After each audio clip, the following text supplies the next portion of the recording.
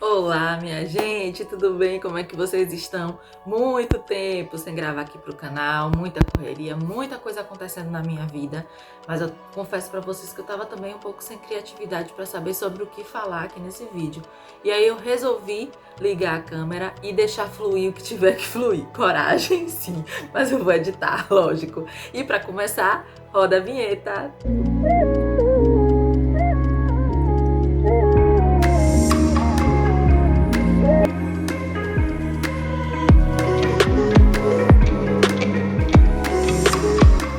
Bom, como eu falei com vocês, muita coisa acontecendo na minha vida, muitos trabalhos, muitas questões também, né? Lógico, ainda estamos em pandemia, ainda estamos sofrendo o impacto do ano que passou e de tudo que a gente vivenciou desde 2020. Então, comigo não seria diferente e tem uma hora também que a criatividade se esvai um pouco, né? E a gente fica sem saber muito o que fazer. Mas eu decidi gravar esse vídeo aqui porque eu tava com saudade do canal também, mas para também aproveitar, né, que faltam aí essa média de 50 dias para o Enem, Exame Nacional do Ensino Médio, e trazer também um debate rápido aqui sobre como eu posso contribuir, né, junto a vocês que vão prestar o exame, vão fazer o exame, vão fazer a redação, dialogar um pouco com vocês sobre que ferramentas e algumas técnicas básicas para vocês seguirem estudando de casa, seguirem praticando redação, seguirem também trabalhando com algumas temáticas que eu vou sugerir aqui para vocês, mas não desistam de si mesmos, de si mesmas, não desistam de ocupar esse espaço e fazer essa prova. Aí vocês podem dizer assim, nossa, Ana Paula, mas eu não estudei, eu não estou preparado, tem gente que está estudando desde o início do ano. Ok, legal, beleza, quem está estudando desde o início do ano, mas nesse período de 50 dias ainda tem como você se organizar e você fazer uma prova legal e inclusive concorrer aí para ter, né, os tão sonhados 900 mais, ou quem sabe, né, a redação nota 1000, que é o sonho de tantos brasileiros e brasileiras neste exame. Então, eu não preparei um roteiro aqui para conversar com vocês, porque como eu disse, eu tava meio sem criatividade, né? E eu gosto muito de espontaneidade quando eu venho gravar para vocês. Então, a primeira coisa que eu quero falar sobre a redação, cabelo cacheado sempre assanha um pouquinho, isso é normal, né? Hoje eu fiz o penteado para vocês.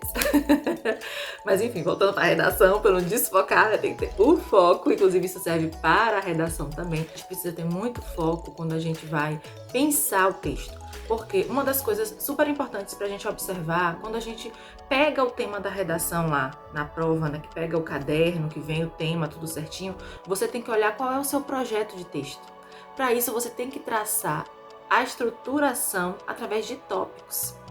E aí tem algumas perguntas que eu vou colocar aqui que podem te ajudar a você começar a treinar. E aí eu vou trazer para vocês o segredo no final desse vídeo de uma redação nota 1000, beleza? Aguarda, então fica até o final para você poder saber qual é esse segredo. Acredito que a maioria que está aqui acompanhando o canal já sabe que eu sou professora de língua portuguesa, né? E redação também. E tenho cada vez mais me qualificado, feito curso, me profissionalizado também no campo da correção de redações, né? No ensino de redação e produção textual, produção de mídias sociais, textos para mídias sociais, enfim.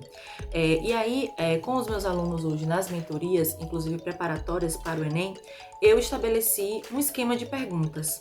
Esse esquema de perguntas é inclusive para ajudar nesse preparo desse esquema do texto, porque em primeiro lugar o texto, o seu repertório, os seus argumentos estão todos aqui. Daqui você passa para o papel. Então é importante que você tenha aqui, primeiro, né, esse raio-x, essa ideia inicial de como começar o seu texto e o que você vai trazer para o seu texto. Então, iniciando com algumas perguntas que você mesmo vai se fazer, você consegue ter uma estruturação melhor, um planejamento melhor desse texto.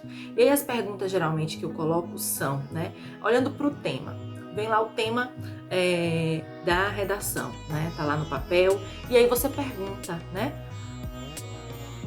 O que é aquele tema, né? Direcionando a primeira pergunta, o que é, né? Vamos dizer que o tema basicamente é sobre, por exemplo, algo que pode ser que caia, que é um tema bem interessante agora para esse período da pandemia e das coisas que a gente vivenciou, né? O desafio da inclusão digital dos idosos, por exemplo, né? Um exemplo, o que é a inclusão? O que seria essa inclusão digital? dos idosos? Primeira pergunta, né, que inclusive já cabe aí como uma estruturação inicial para a sua introdução. Depois, o que significa, né? Uma coisa é o que é, outra coisa é o que significa a inclusão dos idosos na sociedade brasileira, nesse mundo digital, nessa vida digital que durante a pandemia se apresentou para nós, né? E a terceira pergunta, que eu também sempre trago, né? O que é que essa inclusão digital dos idosos pode reverberar na sociedade, né? O que é que ela causa? Ó, já estou trabalhando aqui com a causa, né? Com algumas causas. E depois, como pode funcionar a inclusão digital dos idosos? Por que essa pergunta? Porque a gente começa a trazer algumas hipóteses e algumas possibilidades diante, né, dessa possibilidade de que os idosos possam ser inseridos nos meios digitais. Então a gente começa a pensar algumas alternativas também nessa perspectiva. Então, eu fiz até a quarta pergunta, não é isso? Isso, para eu não me perder aqui, tá, gente? Quinta pergunta é como é que isso pode acontecer, né?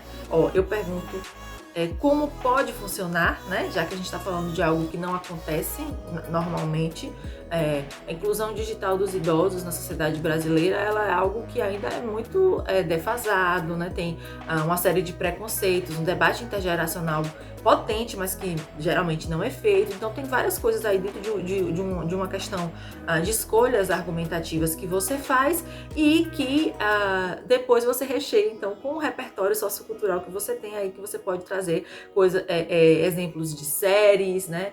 Exemplos com dados que você pode pegar de vários órgãos oficiais. Você pode pegar o Estatuto do Idoso para trabalhar isso, que aí é um documento, né, uma lei, uma coisa mais oficial, mais, inclusive no campo, né, jurídico e tudo mais, que é interessante você trazer. Então, o que pode, né, o que é que a inclusão digital dos idosos pode vir a gerar na sociedade, né? Interessante você fazer essa pergunta também, né?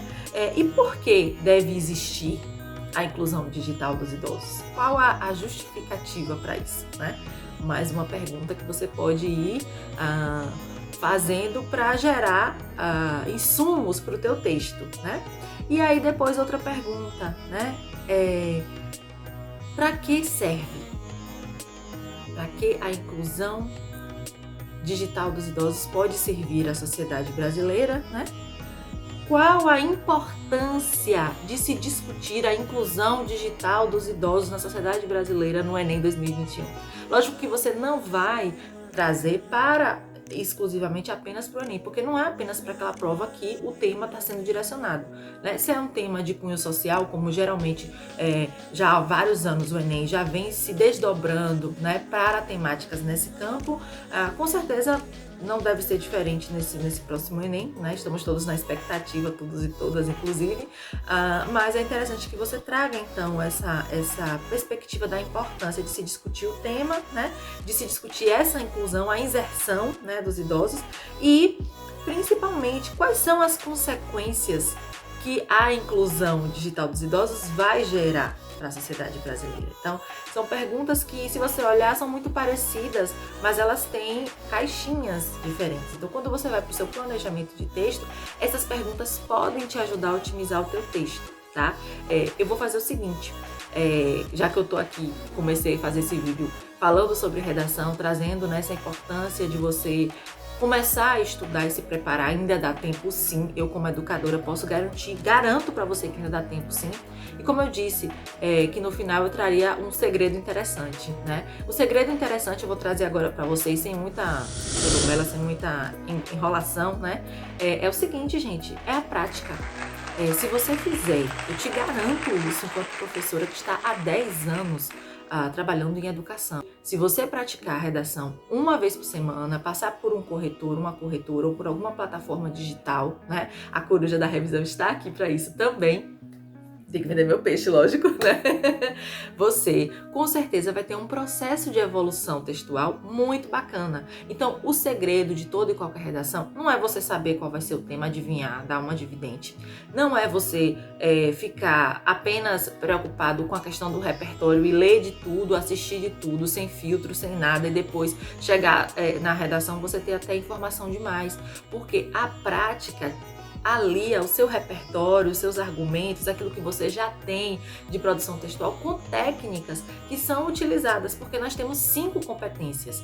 E a gente vai ter outro vídeo para falar só das 5 competências, porque é importante que você entenda e domine, né, estruturalmente o que quer dizer, compreenda o que quer dizer cada uma dessas competências e o que elas avaliam, né, e o que elas, inclusive, podem tirar de ponto para você que quer tirar a redação nota 1000, certo? Então, o que eu vou fazer a partir de agora? Já que eu estava sem criatividade, né, falando que não estava conseguindo gravar, eu vou trazer para vocês semanalmente uma série sobre redação para o Enem, para poder te ajudar, para você se preparar. Mas a primeira coisa que você tem que aqui assumir o compromisso comigo é de que você vai escrever uma redação por semana. E aí, nessas redações, você pode escolher o tema, tem uma variedade que você pode olhar no Google e você pode pesquisar. Eu vou trazer também aqui depois, num único vídeo, alguns possíveis temas para o Enem. Então eu peço que você fique ligado aqui neste canal da Coruja da Revisão. E você que está aqui, que vai fazer o Enem, ou que não vai fazer o Enem, mas que conhece alguém que vai fazer o Enem, envie esse vídeo para essa pessoa para que ela possa ter insumos para poder estudar, para poder pensar, preparar, né? O importante é se preparar para o Enem. Não adianta ir para lá para a prova dizendo, não sei fazer porque eu não estudei. Dá tempo ainda, eu te garanto isso. Confia, faz o teu, faz a tua redação uma vez por semana, busca alguém para corrigir ou paga uma plataforma. Enfim, como eu falei para você, existem várias possibilidades, mas não esquece, pratica, porque você une prática e as técnicas que são importantes, tá? Nos próximos vídeos eu vou trazer um pouco sobre essas técnicas para continuar ajudando você, ok? E para isso eu peço que você engaje esse vídeo primeiro se inscrevendo neste canal, né, que tem um nicho aí para educação, para a língua portuguesa e redação, e que também você clique no joinha para curtir aqui e, por favor, deixe um comentário também se você gostou do vídeo, se essas dicas foram interessantes. Se tiver alguma crítica para fazer também, fica à vontade para fazer. A gente está aqui para aprender, eu não sou dona de verdade nenhuma e nem quero ser, mas acho que a gente pode fazer essa troca bacana, singela, espontânea aqui e crescer junto, principalmente na prática de redação, para que no Enem você dê show, porque a intenção é essa. Muito obrigada pela participação de vocês aqui. Muito obrigada por disponibilizar o teu tempo aqui no meu canal, ok? Grata, até a próxima. E fiquem ligados porque vem mais vídeos por aí e com certeza eu vou falar sobre redação. Tchau, tchau, gente!